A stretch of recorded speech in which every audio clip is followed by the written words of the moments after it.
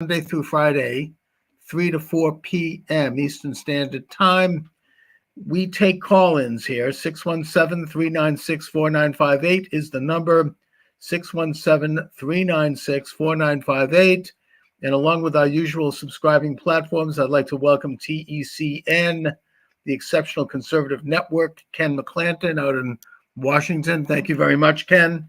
Excuse me, for carrying the program. Jim DiEugenio is my guest today. He is the author of JFK Revisited Through the Looking Glass.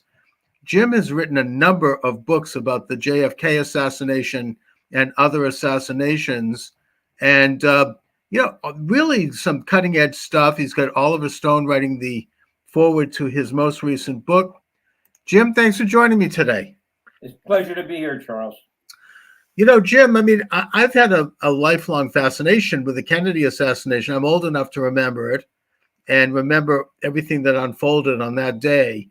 And I think that you and I seem to share that, in that, in my case, there's a sense that something changed in the country after that, and that we were really not the same in our politics. And, you know, there was something about it that was much more sinister and much darker than we would note on the surface, as bad as it was. I mean, to have a president of the United States shot down like a target in broad daylight in the middle of a parade on national television is bad enough. But as the thing unfolded and there was all this other strange stuff going on, there was a sense that there was some kind of a coup d'etat, and that there was something, you know, about events following that didn't seem right. And I think it's still affecting our politics to this day. What got you into this, Jim? Oh, okay. What got me into this is initially, in a kind of light way back in the 70s, is when I picked up the interview in Playboy magazine with Jim Garrison. Okay. Mm-hmm. If you recall, he did a very famous interview, I think in the late 1967 issue, October and November. And I was too young to even think of reading it at the time.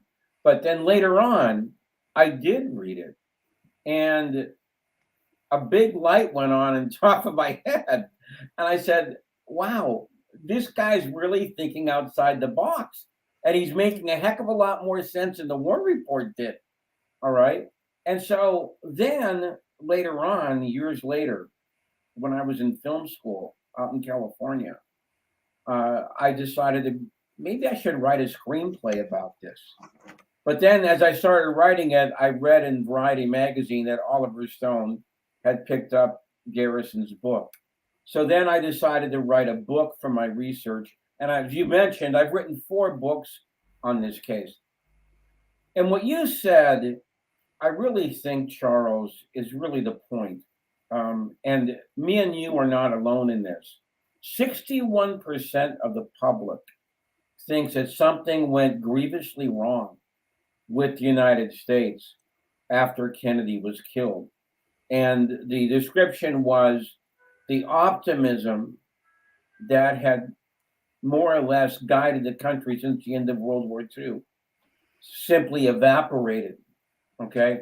And then, of course, that was followed up by the murders of Malcolm X, Martin Luther King, and Robert Kennedy, all in the space of 5 years.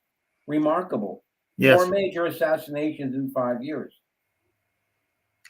And, as we looked into it, and I looked into it as well, it seemed like there was very serious changes in events in our politics that emanated out of that assassination. You had, first of all, the Vietnam War, which I think, generally speaking, Kennedy was not going to escalate. There's some now released parts of an interview that were edited out for some reason by Walter Cronkite a few months before his assassination, where he said that he would not go into Vietnam. Lyndon Johnson, within a week, was escalating in that war. Other weird things like Kennedy had issued silver certificates. He found silver coin in Fort Knox, and that was stopped within a week after the assassination. Did it threaten the Federal Reserve? The late Jim Marr seems to think so, and he wrote a book about this, and I interviewed him before he passed away.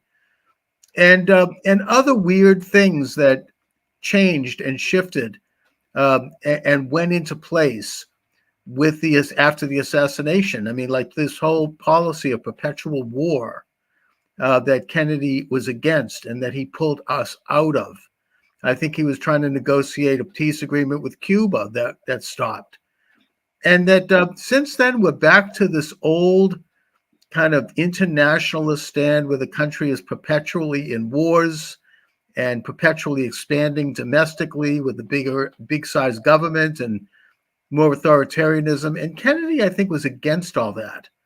And so perhaps we can only guess as to why he had to be removed in order to advance that agenda.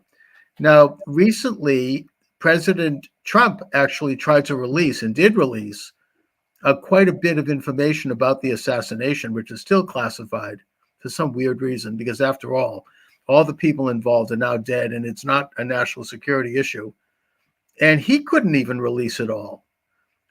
He was told that he didn't want to, that some of this stuff is so bad and so ugly that the American people aren't prepared for it.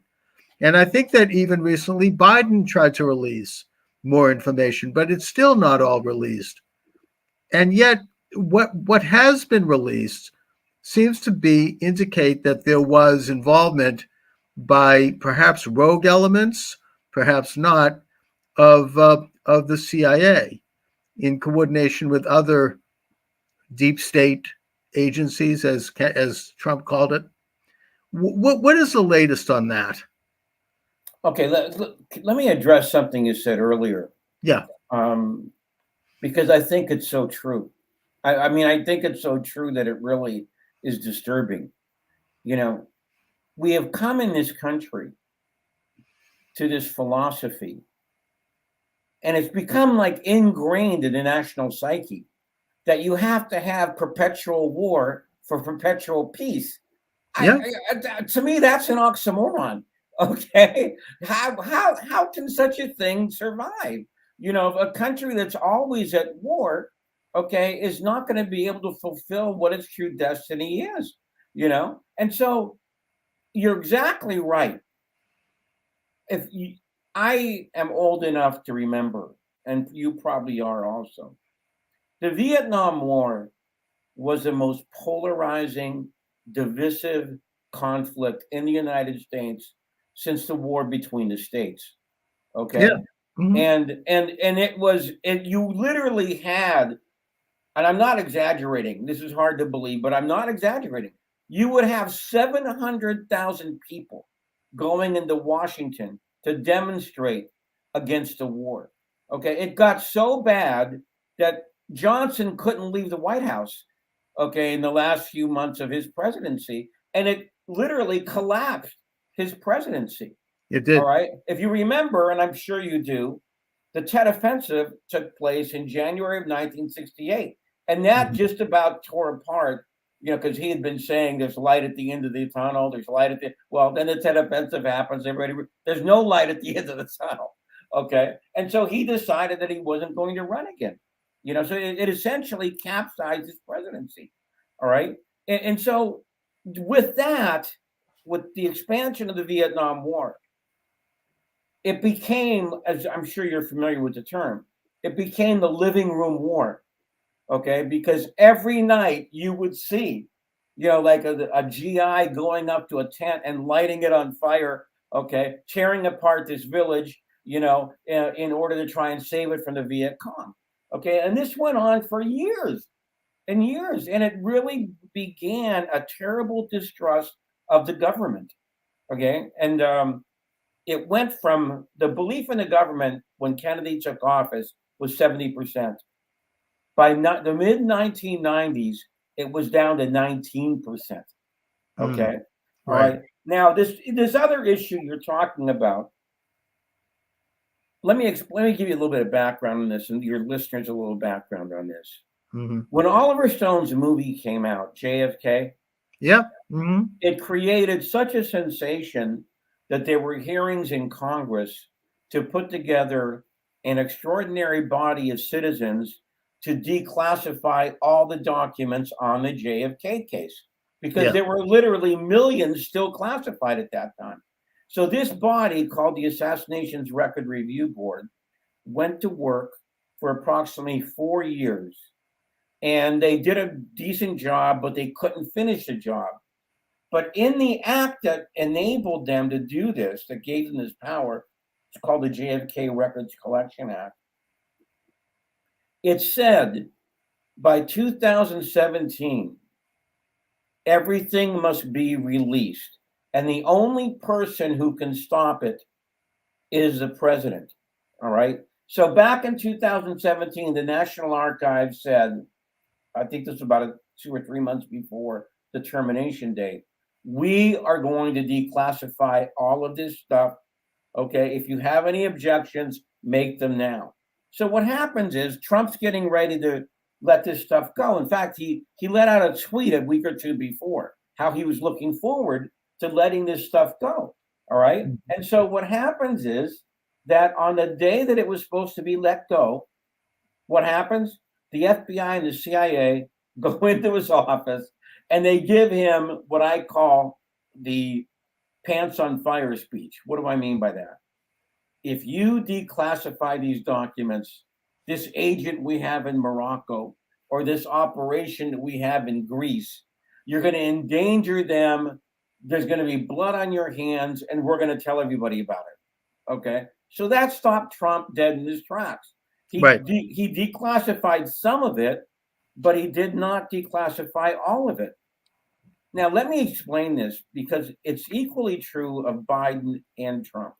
Mm. I believe they were both breaking the law because in the law it says if you are going to hold back anything, you must supply a written explanation as to why you're not going to declassify the document. Neither Trump nor Biden did that. And Right. that's what this court case, if you're aware of it, there's a court case in Northern California by the Mary Farrell Foundation.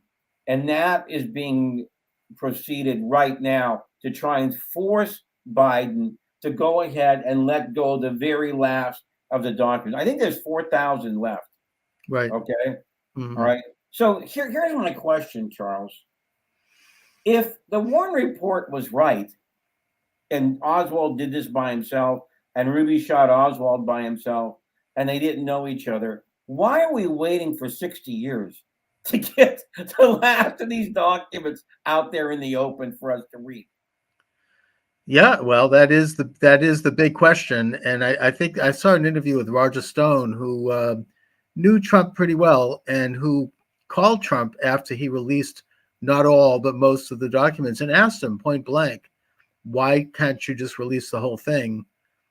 And Trump said, "I can't because the what's in there is so horrible and so ugly that I just don't think anyone's prepared to know about this." Right. I heard that also. Yeah, I think Trump said that twice, not yeah. once but twice. Yeah. Because I So think then, he said that to that judge, Napolitano or whatever his name is. no, right, Judge now. Mm-hmm. Yeah, he said it to him too. So then, Jim, as someone who's written many books on the topic and you've gone deep, what do you surmise is in there? I mean, what in your gut, what do you think is this Well, is about? the Jefferson Morley, who's written a few books on this and is a commentator on it, he believes that what the CIA is hiding is communications with a guy named George Joanides. George Joanides was a CIA's guy in New Orleans in 1963, working Okay. directly for Richard Helms. Okay. And he managed a group called the DRE, the Student Directorial Nacional, okay, which was a Cuban exile group. This group had direct communications and relations with Lee Harvey Oswald in the summer of 1963. Mm-hmm. Jefferson Morley believes that Joanides was cleared for something called special intelligence, okay, that he was supposed to get very concealed communications, okay, about his instructions with Oswald in the summer of 1963. And he thinks it was either about Oswald going to Mexico City or the crusade against the Fair Play for Cuba Committee. If you recall, Oswald was handing out leaflets for this group, the Fair Yes. Play for Cuba Committee, in the Mhm. summer of 1963. Right. And what nobody knew at that time is that both the CIA and the FBI had a campaign to discredit the Fair Play for Cuba Committee. And if you recall, very unusual, Oswald was the only member of that committee in New Orleans in the summer of 1963. And on one of the flyers that he was passing out that summer, he happened to put down as the address 544 Camp Street, which of course was where Guy Bannister's office was. Okay. Mhm. He was a very famous That's weird. extremist right winger. Okay. Yeah. And here's the question: what on earth would somebody like Oswald be doing working out of Guy Bannister's office in the summer of 1963? All right. So Jeff thinks that these were instructions on either their anti-fair play for Cuba committee crusade or what to do with Oswald in Mexico City. All right. And by the way, let me add this, Charles. I don't know if you know this. I really hope everybody is listening understands this. The CIA has been hiding this for not a few months, not a few years. They've been hiding this for decades because back in 1977, George Joanides became the liaison for the CIA to the House Select Committee on Assassinations. Mhm. Now, that should never have happened because the committee had a rule that no CIA agent who was active in 1963 could serve as a liaison to the committee for obvious reasons. Okay. But the CIA lied to Blakey. He was the chief counsel at that time and said Joanides did not have any relations. Okay. Now, also during the review board days, they knew that there was a file on Joanides at the CIA, and the CIA did not want to give it to the ARB. It was 300 pages long. All right. And they lied again. They said that this is only a personnel file. Okay. It only tells you like how much money he was making. But that wasn't true. Okay. We found out. Judge John Thunheim, who was the last surviving member of the board, has said this, that they were deceived by the CIA on this guy.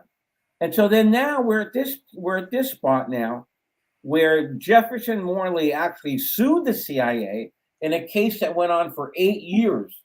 8 years. And they still would not give up these last documents on Joanides. All right. So this is one of the things that many people suspect the CIA is trying to hide. What about? I mean, it's such a layered and strange topic. I mean, I suppose ultimately it's that the CIA is trying to hide its own involvement in this.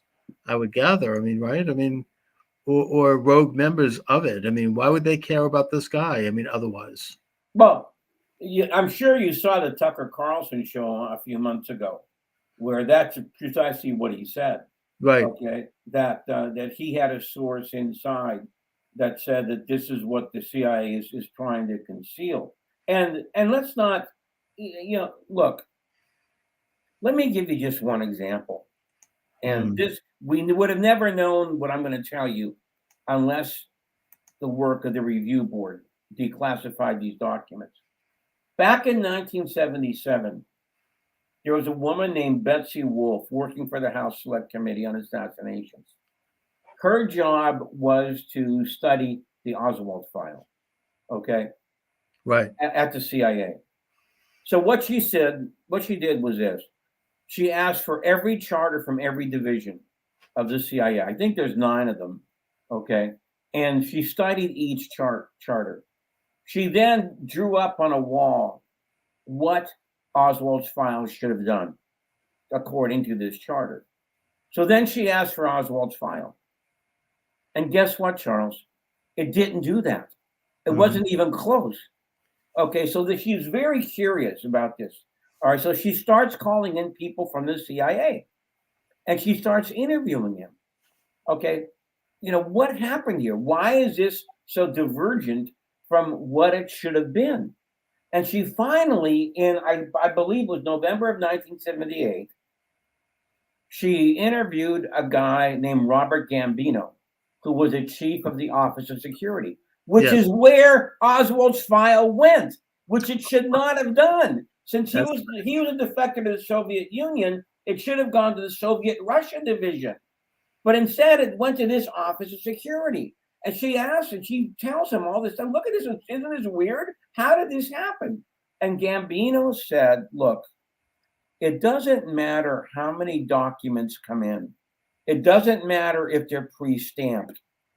If you had a client go to the Office of Mail Logistics, which is the first gate into the CIA, and they make a certain request, that is where the papers will go. So in other words, and I really want everybody to understand this, this is in 1959. What this means is that somebody in the CIA was rigging Oswald's file as he went to the Soviet Union back in 1959. Right. Why would you do something like that? Isn't that the weirdest thing you ever heard of? This lowly Marine defector, and the CIA is arranging his file in advance. Well, I mean, it looks to me like, just from a casual glance, and what do I know, that Oswald was possibly a double agent, if not an agent of the CIA, obviously. At the very least, Charles, he had to be what they call some kind of an asset of the Central Intelligence Agency. And this is another thing that I think, and by the way, let me tell you something else about Betsy Wolf's work. It did not get declassified until, I believe, in 2002 or something like that. They wouldn't let us see it until about 2000. See, let me explain why something like that happened. See, the board closed down in 98. They closed their doors. They weren't working anymore. But what they did do is they put a timestamp on certain files. Well, you can release this in 99. You can release this in 2001. And so that's how we got these Betsy Wolf notes. And let me show you. Let me make another comment about this. We would have never known any of this if it wasn't for Oliver Stone's movie. Isn't that? That opened the whole thing up. Yeah, I mean, isn't that a shame? I mean, if it wasn't for that movie, he was denounced for this. I mean, Garrison was denounced for digging into this, and he was elected DA in New Orleans.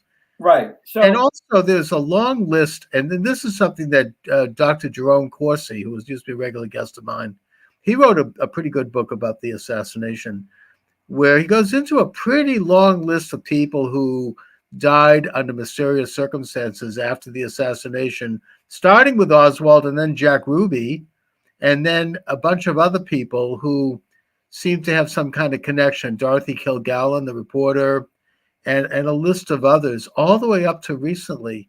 And I wonder if did you do any deep diving on that subject? There's no doubt that there is what they call a series of mysterious deaths. Okay, you could have mentioned David Ferrie, okay, because he died just about when Garrison was going to indict him. All right, his paymaster, a guy named Eladio de Valle, who was a Cuban exile and would pay Ferrie for bombing Cuba, he died on the same day that Ferrie did. Okay, all right, and then going up a little further, you had a guy named George de Mohrenscheld. And that was the whole anti-Soviet Russian exiled community, very right-wing, de Mohrenscheld and all these people. that's a whole stream of of examination behind this. Now, think of this. Think of this, Charles. Yeah, Why would a communist, which Oswald is supposed to be, okay? Why would he as allow himself to be friended by these people, this white Russian community, who not only were against the communist dictatorship in Russia, they wanted to bring back the czar. sure. So No, they were right. Yeah, and he's there playing footsie with them, and his wife, meanwhile, is the daughter of a high level Soviet yeah, military man, and there's all this kind of weird connection that goes back. But also during the Watergate break-in, some of the people involved with that, including E. Howard Hunt and others, they have been placed at the scene of the assassination in Dallas. that's And that's true.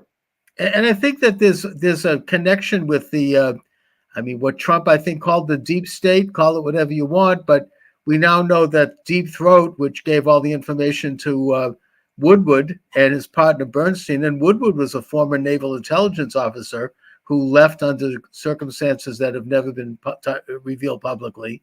That was what's his name, Felt, who was a high level FBI agent Right. who was feeding this information. So, maybe it does seem to tell us that the same combine that took out President Kennedy took out President Nixon. Well, let me Right? I mean, let me draw some parallels there, because yeah. you said there seemed to be an overlap. Well, Mhm. one of the people working for the plumbers that night, of course, was E. Howard Hunt. Okay. E. Yes, Howard Hunt was reportedly in Dallas on the day of the Kennedy assassination. indeed. All right. Now, you had another guy named Frank Sturgis. Okay. Also, yeah, Another one of also, the burglars. He was one of these Cuban exiles who was, riding around Florida and Louisiana. Okay. And organizing these anti Castro groups. At the same time, if you recall, Kennedy is trying to shut those people down. Okay. All right. but And let me make a third guy. James McCord mhm. was one of the people who was in charge of, I mentioned earlier, the CIA's anti Fair Play for Cuba committee campaign. He was working on that. And then I have to add this because I think it's just utterly fascinating. McCord told Alfred Baldwin, who he was working with taping the Watergate Hotel thing, he told him that he was in Dallas on the day of the assassination. I mean, isn't that the most bizarre thing you've ever heard? Oh my! And you know who else I think was in Dallas on that day? George H.W. Bush. Well, there's a debate That's about that. that's okay. Okay, yeah, all right. But I But mean, to me, that's enough. I mean, McCord, McCord, yeah, Hunt, and those were the Sturgis, directly implicated in the Watergate break-in, yeah, and then Jimmy Carter was about to release all of this information, and then he delivers an outside speech in Los Angeles, and there is an assassination attempt on him. I think you probably know about this. It was in the Charles, paper. that is the most bizarre story. I Yeah, mean, Oswaldo and Lee Harvey, two homeless guys picked right. up in a hotel room overlooking the plaza where Carter was speaking. And then they were interviewed and they let them go. They disappeared. No one ever heard from them again. But it made the papers.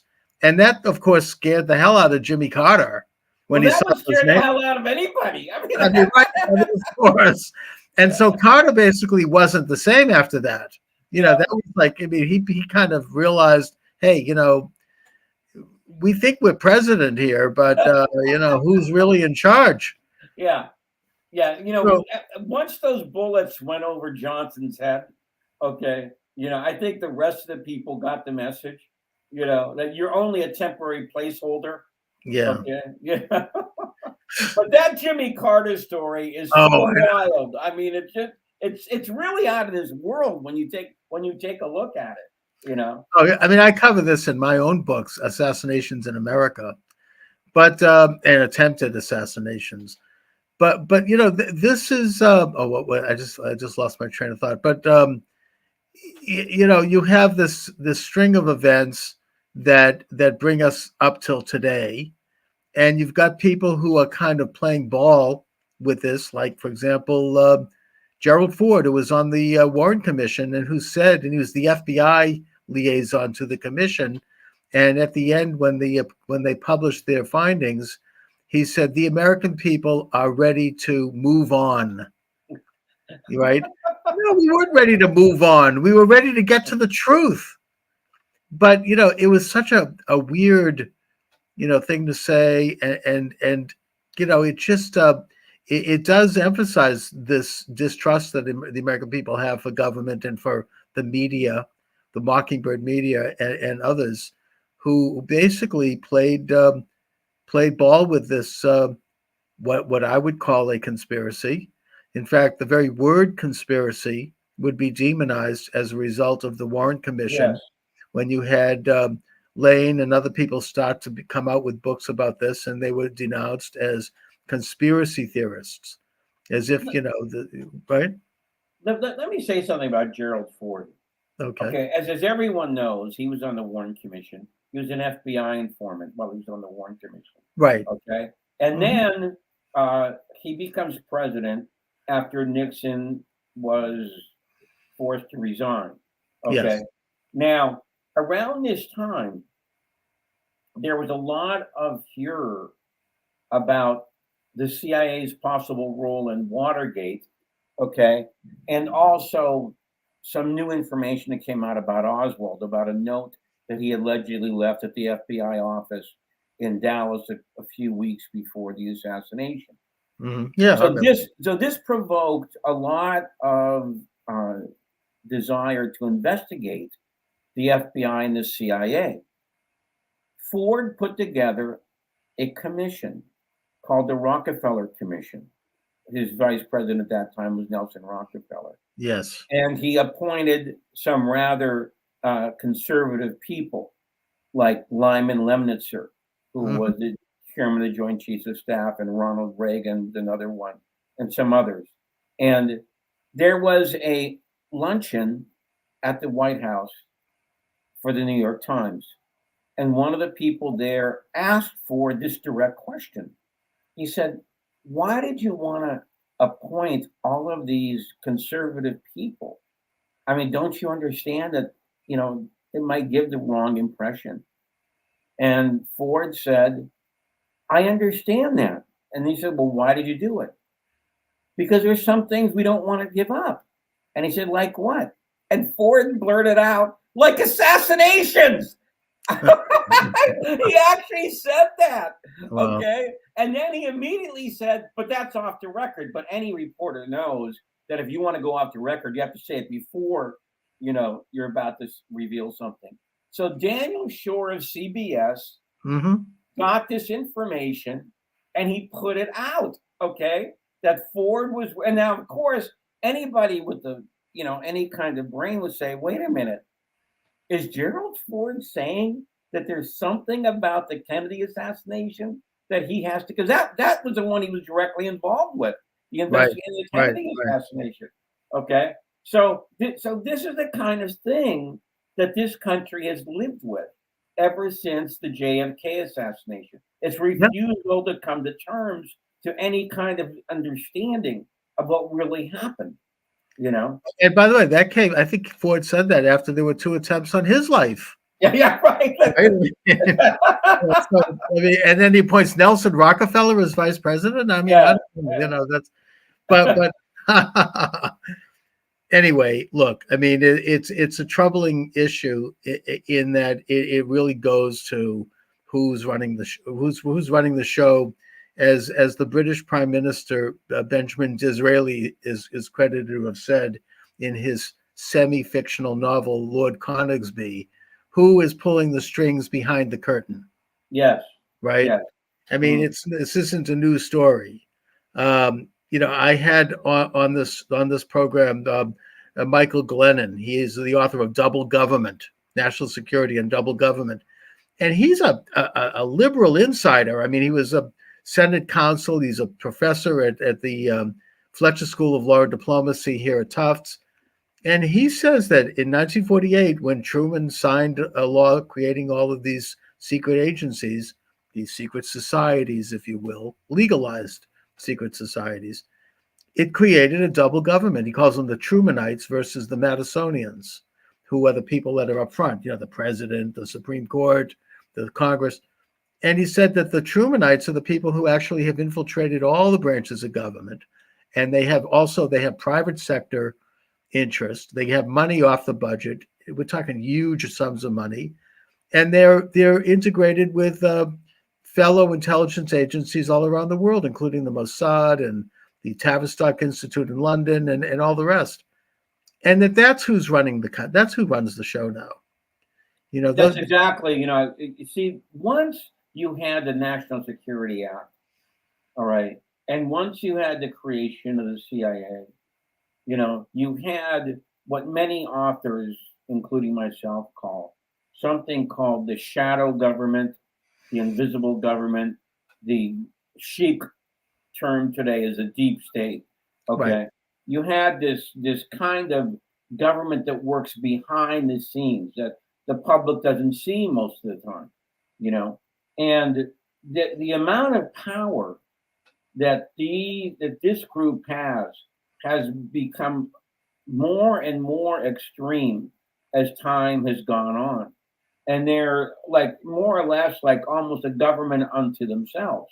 All right. And most people, thank God for people like you, but most of the public would never even know about this shadow government, because the MSM, the mainstream media, okay, doesn't really talk about it. They don't want to address it. They'll lose their job. They don't, and most people keep their head low now. They either they're just part of it or they've been part of it without even knowing it, and it's kind of a tacit, kind of an informal agreement that there are certain areas you just don't go into. And I think that whether or not you like Trump, I think he was taken out by these people. I mean, if you take a look at some of the extreme, hateful propaganda around him, that it was unbelievable that they used tactics of I would call brainwashing. And the late Jim Keith, who was a guest of mine also and who died under mysterious circumstances, maybe about 5 or 6 months after he came on with me. He's the author of Black Helicopters Over America, Mind Control, World Control, a lot of good books. Good man. Not a right winger either. Kind of a mainstream school of journalism guy who just fell into this stuff. And he says that the assassinations of Kennedy and Robert Kennedy were done by people who had been tampered with mentally and had been programmed. And he points to MK Ultra and other techniques that were developed right around toward the end of World War II, and that had been used in this way. The movie The Manchurian Candidate is a fictional account of something that actually is a real thing. And that then he points to Sirhan, who has no recollection of what happened, and who, there were all these triggers that made him do things that he didn't even know what he was doing. And he's been interviewed about this, and there were a lot of people who have come to believe this, including Robert Kennedy Jr. Right. Do you have any data on that? Well, I've always said that of the 4 assassinations of the 60s, the Robert Kennedy one is the easiest one to prove it's a conspiracy. Right. Okay. For the obvious reason that all the bullets that came into Bobby Kennedy came from behind at close range and at an upward angle. In fact, the bullet that killed him left powder burns in the back of his head. Powder burns means that the barrel of the gun was either right on the hairline or within 1 inch to 3 inches away. Now, how could that happen if Sirhan was always in front of Robert Kennedy? How could he? How could he? Was he Reed Richards? The Mr. Fantastic reaching his arm around, to put it behind Robert Kennedy at extreme. No, no. Yeah, exactly. There was somebody else shooting, at the Ambassador Hotel that night. And by the way, let me add this. I don't know if you're old enough to remember, but that night that Robert Kennedy was killed, Mm-hmm. people were, and this was almost like a subconscious let loose. We don't want another Dallas, okay? And don't kill him. We don't want another Oswald. Can you imagine the psychic chasm that over 5 years connecting those two events in the pantry of the Ambassador Hotel that night? Yeah. And something with the death of Robert Kennedy, I think is pretty historically accurate to say, that was the premature end of the 60s. Okay, that was the end of that decade. Right. It was. And we went into this heavy metal drugs thing that's typified by the Woodstock thing, the next year. That was really the end of that decade. And it allowed the Vietnam War to continue for at least 5 more years. Indeed. And there's some fascinating research done about the counterculture. In fact, I think Jim Keith is the one that noted that the night before the Robert Kennedy assassination, Sirhan attended an event with Charles Manson, and that there were connections between him and some of this sort of CIA stuff, this kind of, conditioning, I guess you might call it, and the use of LSD. That's one I've never heard of. That's one I'll have to look up. Okay. And who's this guy McGowan, who also apparently passed away, who wrote a book about some of the major figures of the 1960s counterculture, the Grateful Dead, David Crosby from Crosby, Stills, Nash and Young, Jim Morrison, that they had parents who were part of the deep state, that they were deeply into intelligence and military and, what Eisenhower called the military industrial complex, and that they were sort of agents of change. They were trying to reconnoiter people's way of looking at the world. I mean, in a sense, this is something, I'm going to do a little bit of a deeper dive. I got a couple of people I want to interview on this, but there's just some weird stuff going down that all took place, and that you're quite right, Jim, that it did change the trajectory of our culture and our life. And now we have people who are pushing us into a nuclear war. And there's no attempt by Biden to have any kind of negotiation with Russia. I mean, every government we've had from Truman on up has had a policy of a mutually assured destruction with Russia. Right. We opposed Russia, and we tried to bring down the Soviet regime, and I think Reagan did that. But even so, they did not want a hot war with friggin' Russia. I mean, they've got 6,000 missiles facing American cities. What's odd about that, Charles, is that the Cold War is supposed to have ended in 1989 with the fall of the Berlin Wall. All right. Yeah. And there really is no Soviet Union anymore. Yeah, and they should have disbanded NATO at that time. Yeah, and it's not even a communist economy anymore. Right. But yet, for whatever reason, these certain people, players in our government, want to revive, this Cold War thing, which I don't see any rhyme. I don't even understand where they're coming from. I really don't. But that's what they want to do, and the press goes along with it. The mainstream media goes along with it. Now, to suggest that we're against it, you're in favor of Putin now. Yeah, right. That's exactly what I was going to say. If you say one word against it, you're a Putin lover. Okay, You mentioned the phrase "perpetual war for perpetual peace." Right. That was the title of a book that was written by American historian Charles Austin Beard and published in the 1920s after World War I, which he examined as part of that. And he was smeared as an anti-Semite, which was not true. Right. and attacked and denounced. And anybody else who questioned this policy or tried to expose it was called, was destroyed. And it's a policy that really goes back to that time. I mean, I think World War One and the development of the Council on Foreign Relations and other groups that are not loyal to the United States. They're warmongering. They want this perpetual war, this world order, whatever you want to call it, and that they're the ones who got rid of Trump because he was a peace president, and they put in place this guy who now wants to agitate for a nuclear war. I mean, there's no attempt to have any negotiation. Whatever happened to Camp David negotiations? Whatever happened to peace? You talk to Putin, you bring him to to Camp David and have him sit down with Zelensky and figure it out. Nothing like that. We don't see anything like that.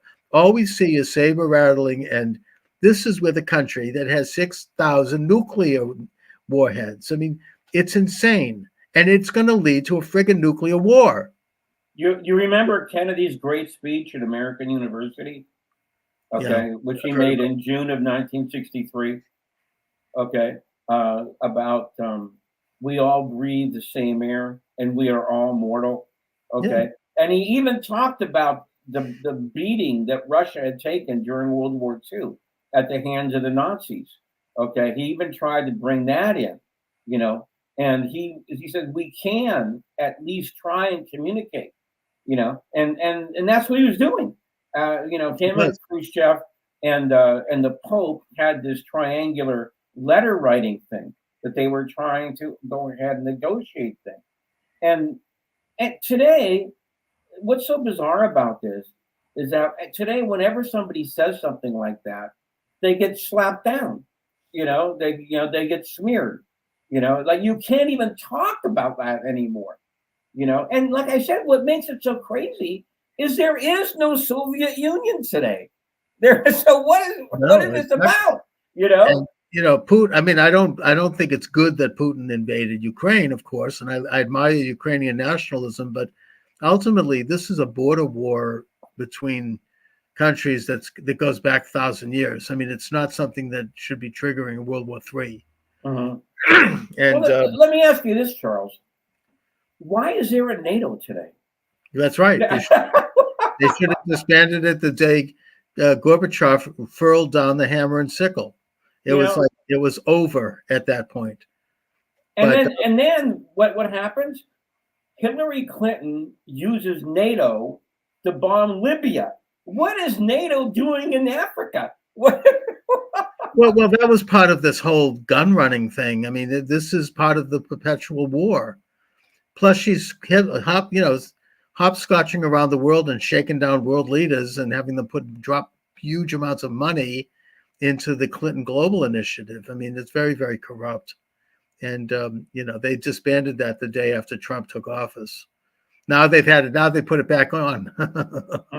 So, yeah, I mean, the thing is rotten, and people like that get rewarded.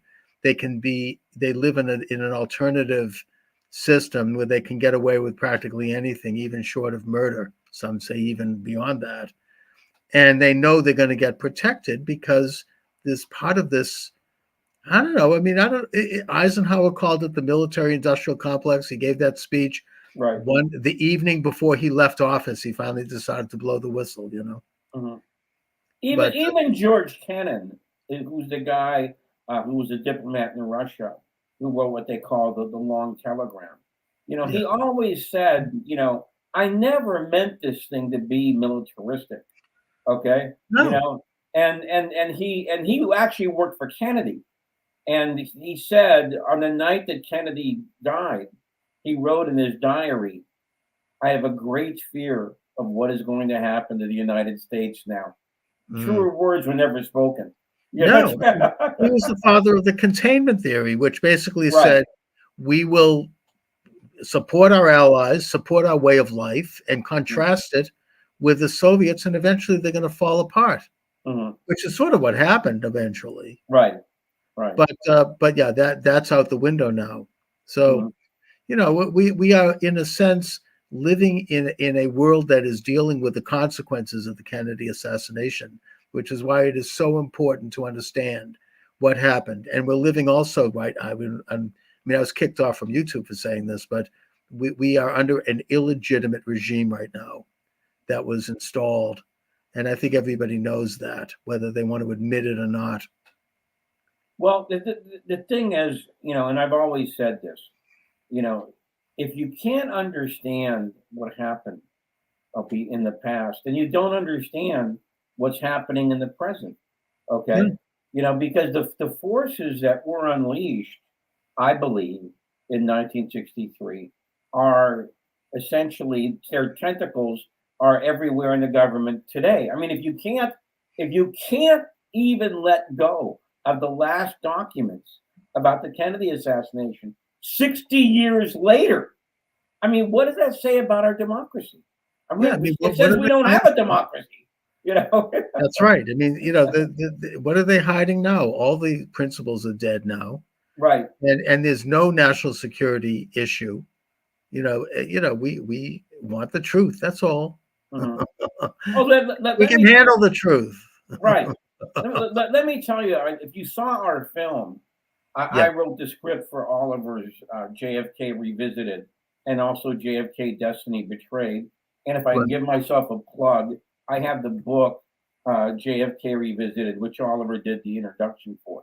Yes. In the first meeting that the review board had with the CIA, they put a document on the screen, and Judge Thunheim, who was the chairman, said, "What could you possibly object to in us declassifying that document?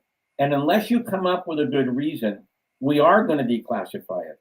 And so the CIA guy there stopped, looked at the document for about 20 seconds, okay, waited, and then he said, "Give me a minute or two, I'll think of something." See, this is the kind of arrogance that these people have.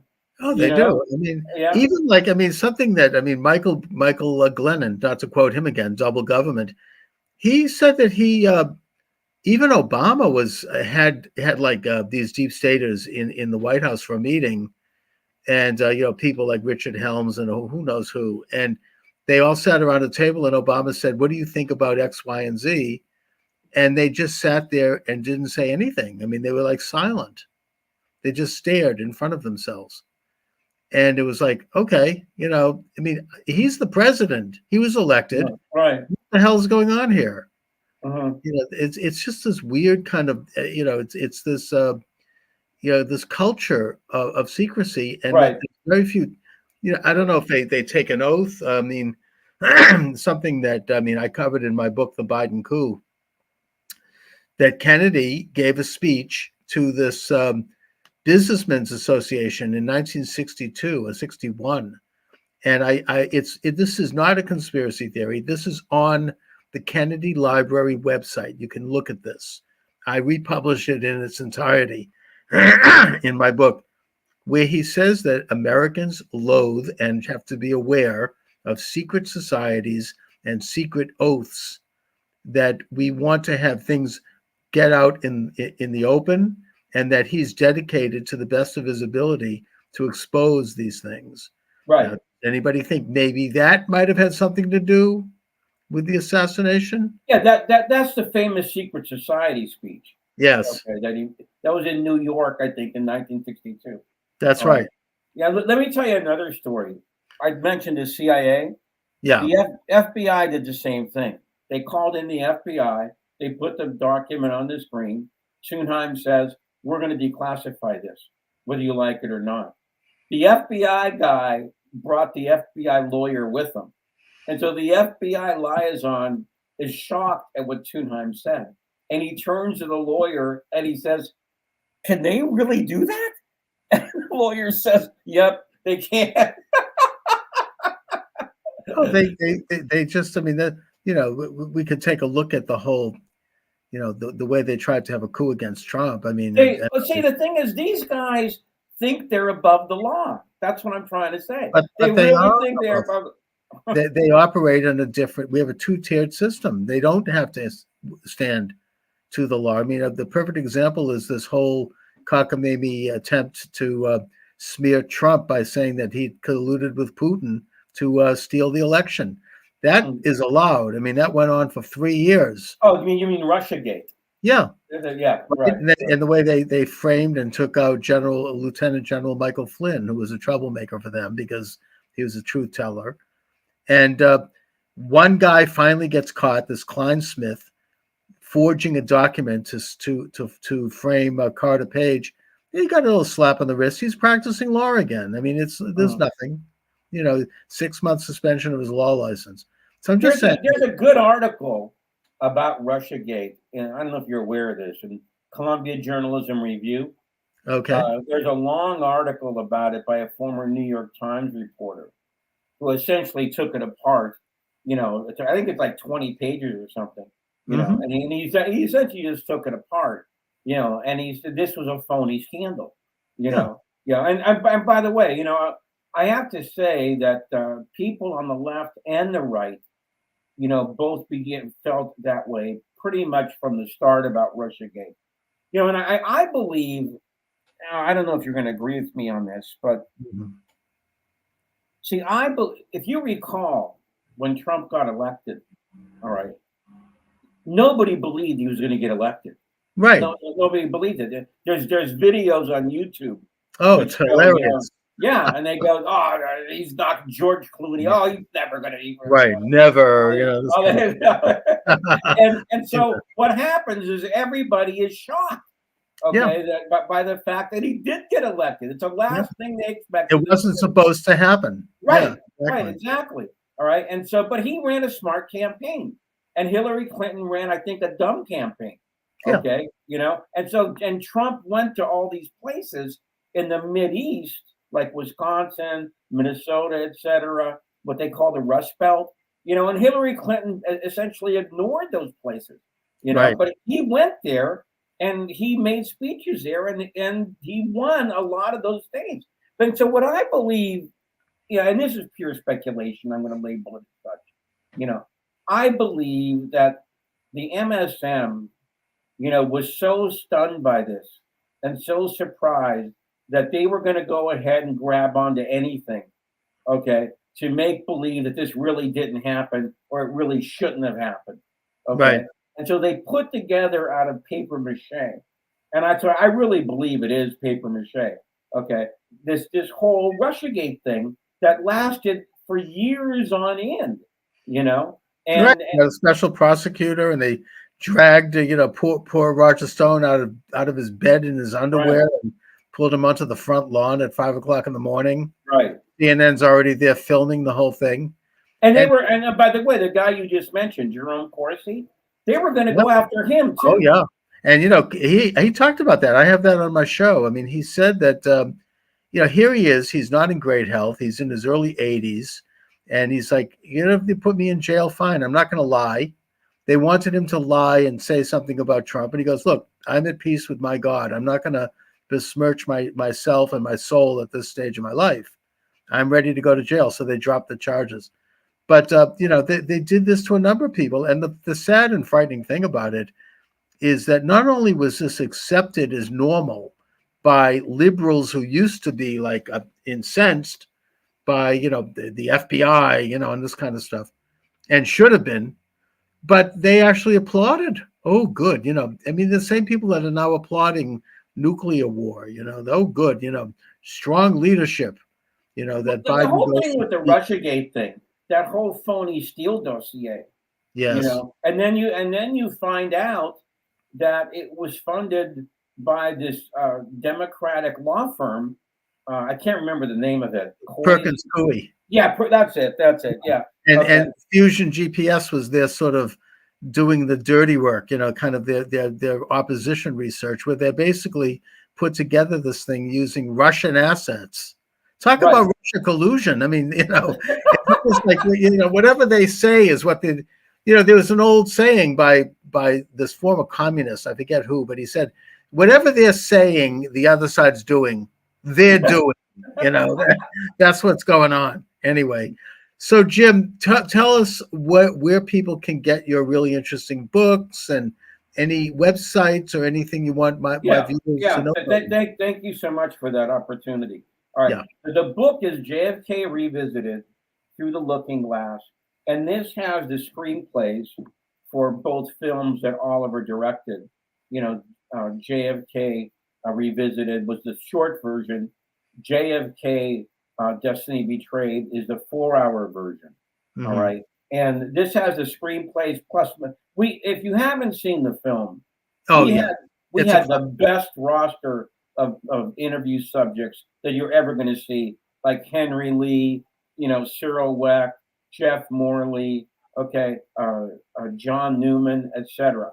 All right. And so this book has the scripts, the annotated scripts, and plus interviews that didn't make it in to the film because it would have been too long. All right. Now my website is kennedysandking.com, and you can find review articles of films and books and research articles about the Kennedy assassination. Actually, all 4 assassinations of the 60s. Indeed. Thank you so much for letting me give that plug, Charles. No, not at all, Jim. Listen, it's really great to meet you, and let's stay in touch. Let's do some more programming in the coming weeks and months. Keep in touch because this is really important stuff. Remember, it's the 60th anniversary coming up. Which is when? In November, the 60th anniversary of JFK's death. Yeah, maybe. Why don't we should do something for that one? Okay, great. Let's open the phone lines. Thanks a lot, Jim. Have a great afternoon. Been a pleasure to talk to you. Thank you very much, Charles. All right. Take care.